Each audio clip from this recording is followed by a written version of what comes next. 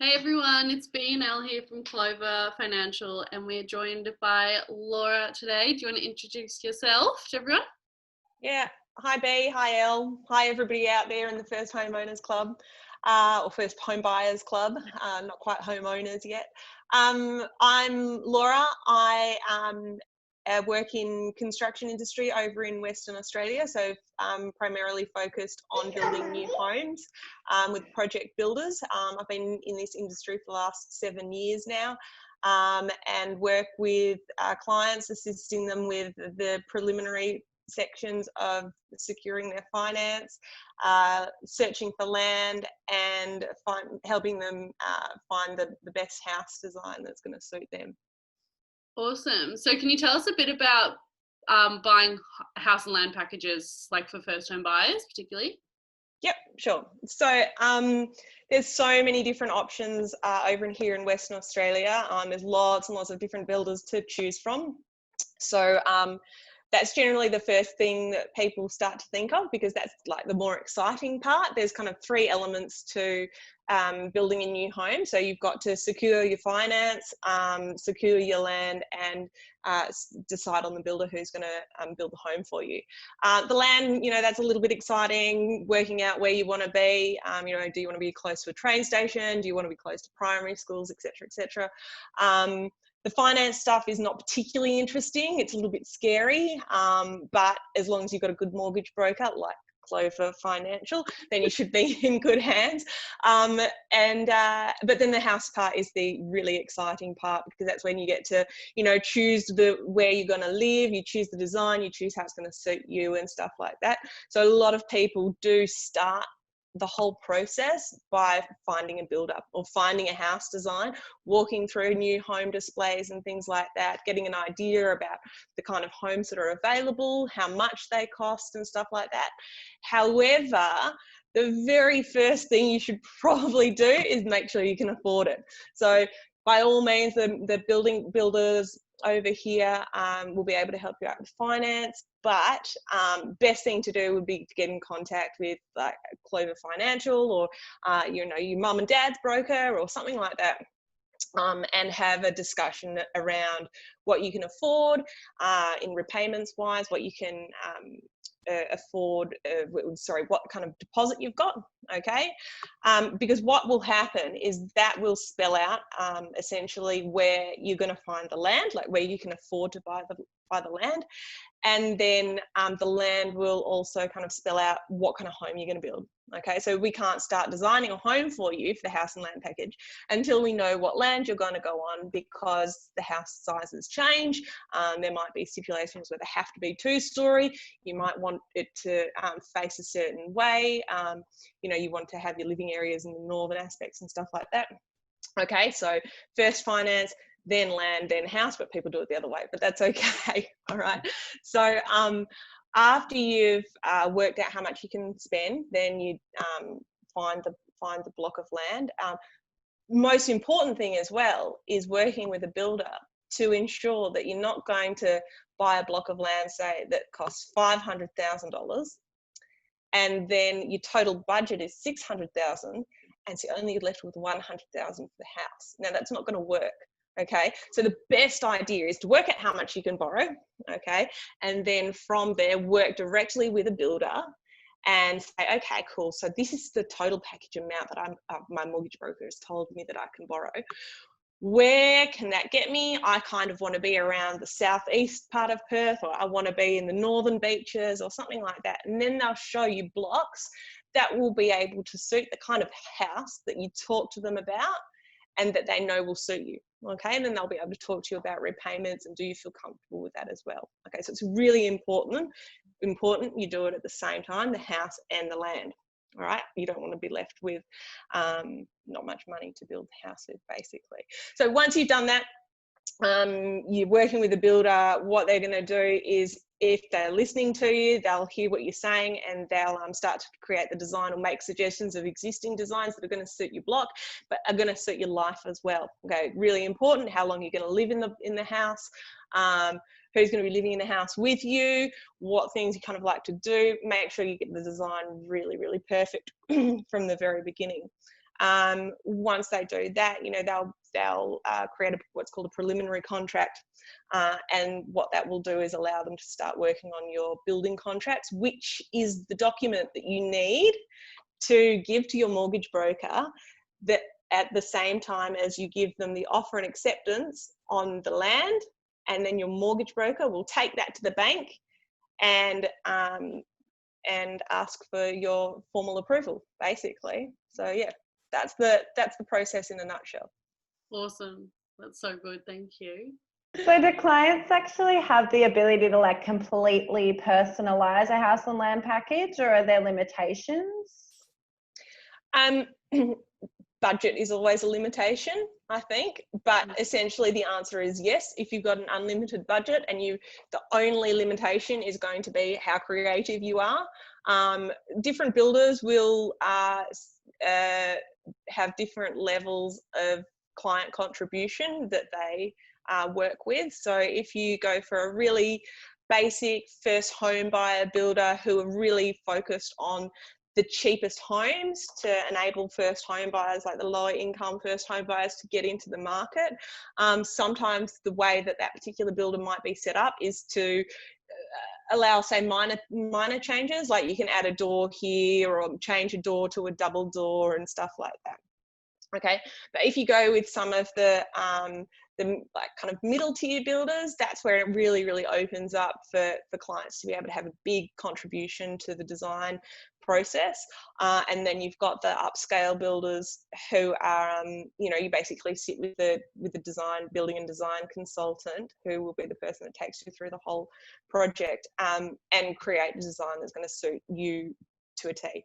It also would depend on the shape of your block. As you would have seen from most house designs, they're kind of suited to a rectangular block, but I can tell you what, there are lots of different blocks out there, different shapes.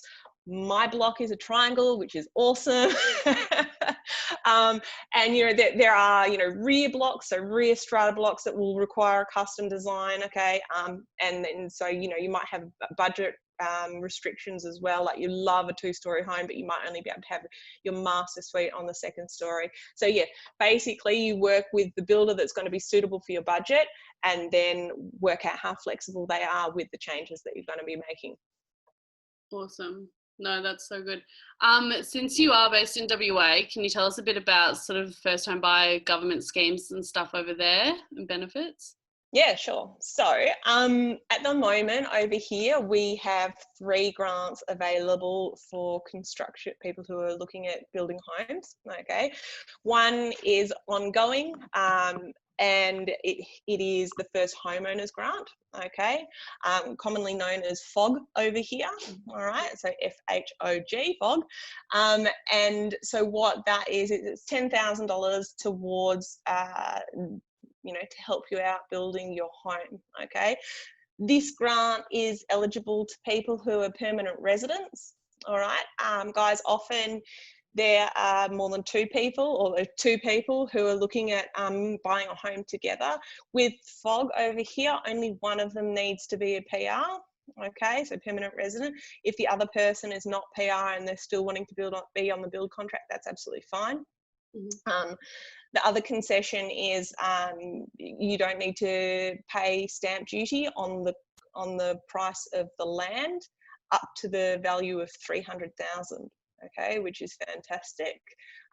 If the land goes over $300,000, you don't need to pay stamp duty on the whole lot. It's just the amount that's over the $300,000. Okay, so in comparison to buying an established home over here, the benefit is you get an extra $10K in your pocket and you don't have to pay stamp duty on the land, and the house, the build contracts don't have stamp duty either. So when you're buying an established home, you have to pay stamp duty on the house and the land, okay, and you don't get the first homeowners grant. So 100% better financially to build a home. So the next grant is the $25,000 available from the Commonwealth Government, which is fantastic. That's available to people who are citizens of Australia. Okay, both parties. If there's 2 people within the build contract, then they both need to be citizens. All right. As a couple, you can't earn over $200,000, or a single $125,000. Also, the final value of the house and land package can't be over $750,000. Okay.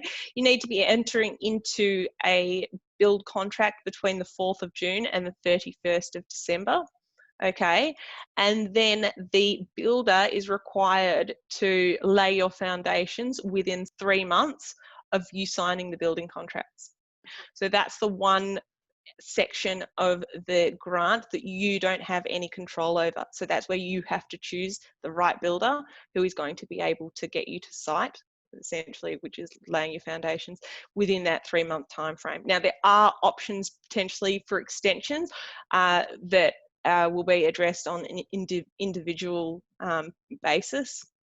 And often got to do with when there have been delays that are not a result of either parties listed in the contract, so your builder or yourself. Okay, so if there's problems with land titles, for instance, or shire approvals or something like that, if you can prove that it wasn't the builder or yourself that has caused the delay, there is potential to get an extension on that. The third grant, the government are just throwing us money over here. The third grant is the grant from the Western Australian State Government, which is $20,000. This grant is available for people who enter into a building contract between the 4th of June and the 31st of December and who are building a home in Western Australia. The way that those grants are going to be allocated to the clients, or to you guys, I suppose, they're going to be allocated by the Office of State Revenue at the same time as the first homeowners grant. So that's generally when you are ready to go to site. The first homeowners grant, it does get advanced, all right? So you're able to get that prior to that point in time. But at the moment, the $20,000 and the $25,000 from the state and federal governments are going to be allocated by the Office of State Revenue when your foundations are laid. What are your top 5 tips for first home buyers? Okay, well, this is awesome. Personally, I love helping first home buyers. It's so exciting. Tip 1. Think about how you're going to be living in your home, okay? How long you're going to be living in your home, how your family are going to age or move on. So if you've got small kids now, you're going to be in the home until they're teenagers, things like that. How would you potentially live differently? The other thing is, what do you like to do in the home? Like, do you love to watch movies, or you love to watch sport? In that case, you'd probably want to build a home theatre, all right? But if you love crafts and arts and stuff like that, maybe you'd want to save your money, don't build a home theatre, but make sure you have a craft room that's got lots of natural light. Another thing a lot of people think about is they love open plan living. They love entertaining, okay? Best thing about entertaining is having it al fresco right near to the kitchen. So, you're out on the enjoying a glass of wine or having a beer, sizzling sausages on the barbecue. Forget the tomato sauce. You don't want to have to walk all the way through the house to get back to the kitchen to get the sauce. Just a quick dash in, grab the sauce out of the pantry or scullery if you're so lucky, okay, and bring it back out to your friends that need the sauce. So really, you get to have whatever you want, all right? So think about how you live in the home. Think about what you want, okay? So that's number 1. The second thing is furnish your home. So the builder will give you plans that are to scale, all right? So what that means is they're like at 1 to 100. So like 1 centimetre equals 1 metre. So they're absolutely to scale. So what you need to do is go and measure the couch that you want to put in your living space, okay? Go and measure your TV unit. Go and measure your bed, okay? And then get a red pen out and draw them onto the plans. Okay, what this is going to do for you is you're going to walk through and you're going to be able to go, whoa, that's actually really tiny. I don't want a bedroom that's like I can hardly even fit my bed into. How am I going to fit my bedside tables next to my king size bed if the bedroom is not small, if is not big enough? All right. So you can either have those thoughts when you're walking through the home, when the bricks are already up and the roof is already on, and you're 3 months away from getting your keys, or you can work it out before then by doing like those little sketches that I just spoke about. Okay, so definitely furnish your home. Make sure you can fit all the furniture in it that you want to, because if you're going to move into your home and the things don't fit, you can't get them through the door, they don't look good, whatever, then you're going to be really disappointed. Number 3. Okay, this is an interesting one. Have a think about this. There are 3 things that are part of a build, okay? Low price, great quality, and awesome inclusions. Everybody wants all 3. Everybody wants to pay the least that they can possibly pay. They want the best inclusions. They want the air conditioning. They want the flooring. They want the painting. They want the European appliances. They want the 600/900 mil tiles and the bathrooms. Oh my God, high ceilings, amazing, right?